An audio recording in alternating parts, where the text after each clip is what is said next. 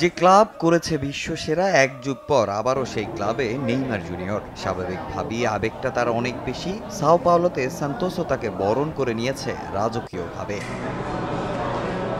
নেইমারকে বরণ করতে Sao Paulo সেজেছে অপরূপ সৌন্দর্যে। রাস্তায় ব্যানার, প্ল্যাকার্ড নিয়ে নেইমারকে আমন্ত্রণ জানিয়েছেন ভক্তরা। সান্তোসের বেশিরভাগ দেয়ালে কিং নেইমারের ছবি এঁকেছেন পাগলাটে সমর্থকরা।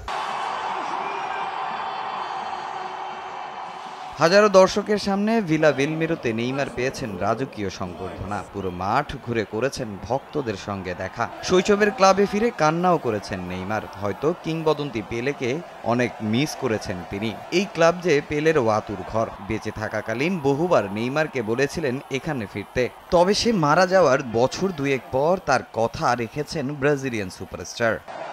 আল হিলালে আমার সময় ভালোই কাটছিল, সবকিছুর সাথে খাপ খাইয়ে নিয়েছিলাম। তবে কিছু ঘটনার কারণে আমি সেখানে ভালো অনুভব করছিলাম না। পরে যখন সান্তোসের ডাক আসলো, আমি কোনো কিছু চিন্তা করিনি। প্রথম দিন থেকেই চেয়েছি এখানে আসতে। আমি এখানে কিছু দিতে এসেছি। আমি দলে কিছু ভিন্নতা নিয়ে আসব।